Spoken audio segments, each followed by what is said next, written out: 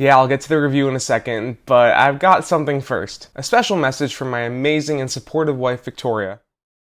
Hey Aunt, congratulations. Oh shit. Congratulations on 1,000 subscribers, baby. I guess I'm just manifesting to keep pushing for more and get 1 million. Yeah, you heard it correctly. I've finally hit 1,000 subscribers on my YouTube channel.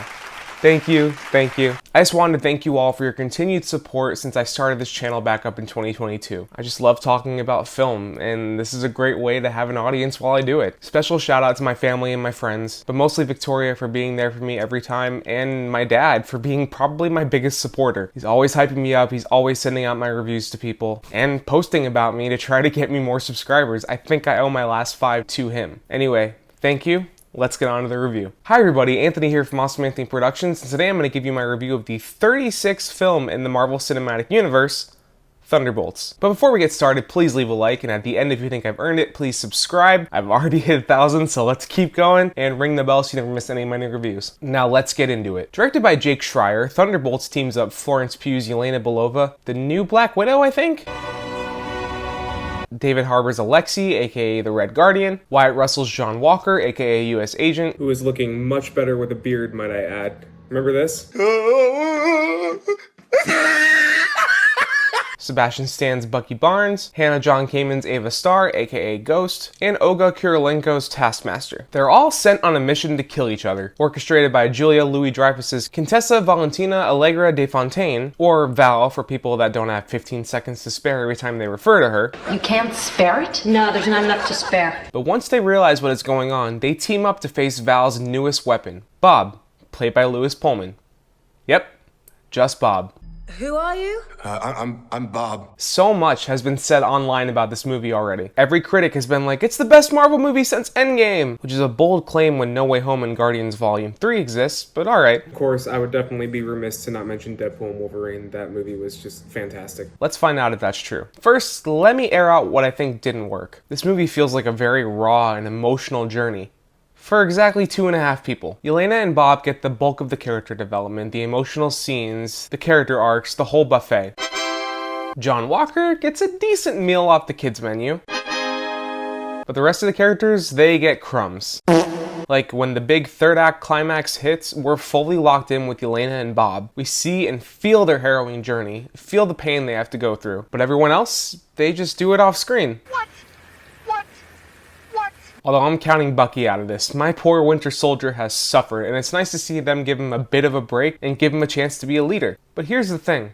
That's my main complaint with this movie. And when that's the worst I can say about a superhero film in 2025, that is a win. Because overall, Thunderbolts is awesome. Let's start with the team dynamics. This cast clicks. It's very Avengers in tone, the whole we hate each other, but now we're forced to work together and are growing to like each other thing. But it works. The writing in this is sharp and fast-paced, especially when it comes to interactions with John Walker. Stop! Please, John, stop! Where are you? Wyatt Russell just gets this character and really nails what it means to actually be an anti-hero. Will he do the right thing in the end?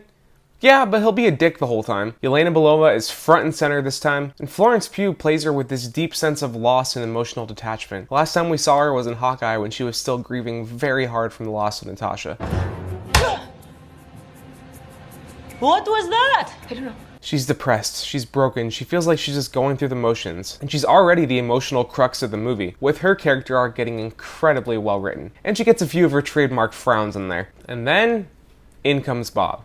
And somehow, this man broke me even more. Lewis Pullman plays Bob as a soft-spoken, completely traumatized mess of a man with the confidence of wet cardboard. My marbles are full of mouth today. And yet you root for him. They peel back his layers slowly, winning you over throughout the film, and when you finally get to his emotional core, it hits hard. You can tell that all the actors here had a hand in shaping their characters too. There's so much nuance, flavor, little subtle details in these performances, especially with Florence Pugh. It really gives these secondary Marvel characters a chance to shine. Like Marvel thought, hey, what if we bring these throwaway side characters back and actually make them real characters? And the writers and actors themselves went, oh, say less.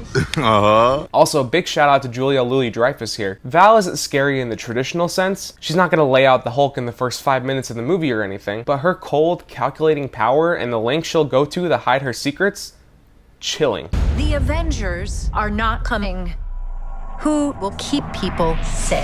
Dreyfuss brings this delicious mix of charm and menace, and it's a villain performance that sticks in my opinion. Now let's talk action, because this movie delivers and it's all real. Actual stunts, real sets for the actors to walk around in, a limo that actually gets flipped, Florence Pugh channeling her inner Tom Cruise and jumping off the second tallest building in the world. This is some of the best action we've seen in years in the MCU because it's tangible. It's not just pixels on screen. It feels grounded, gritty, choreographed with intention. CGI is used pretty sparingly compared to a lot of other superhero movies, just used as like touch-up or a little special effects or something that's larger than life rather than a crutch that the movie relies on, and it looks fantastic because of it. Moving on. Emotionally, this film hit a lot harder than I expected. You feel fulfilled? Yeah, so full, so filled. But why do you ask this? What brings you here? It's not about saving the multiverse or chasing Infinity Stones. It's about these broken people coming together, opening up, and finding something to live for. And maybe healing each other a little bit in the process. No beam in the sky here. Just pain, trust, and just a little bit of pixie dust. And emotional catharsis. Also, that score? Fire. Sunlux crushed it. Ethereal, intense, emotional. It matches the vibe of this film perfectly. So, is Thunderbolts perfect? No. But is it the best MCU film in the last couple of years? Kinda. It's got heart. It's got edge. It's got Bob. What more could you want? And yes, of course, stay for the credits. Don't be that guy. Especially because the last credit scene is kind of a big one. And that's my review of Thunderbolts. Thanks for watching. If you like this review, you know exactly what to do. Please leave a like, subscribe. Thank you once again for getting me to 1,000 subscribers. I can't wait to keep going from here. And ring the bell so you never miss any of my new reviews. While you're at it, you can scroll down to the description below, find the links to my socials, leave a comment, let me know if you saw Thunderbolts and what you thought. And if you want more of my content, you can click or tap on these cards right here. I'll take you to my review of Until Dawn, or just over to my channel where you can check out the rest of my reviews. Thanks for watching, everybody, and I will see you next time for my review of Clown in a Cornfield. Yes, that's a real movie.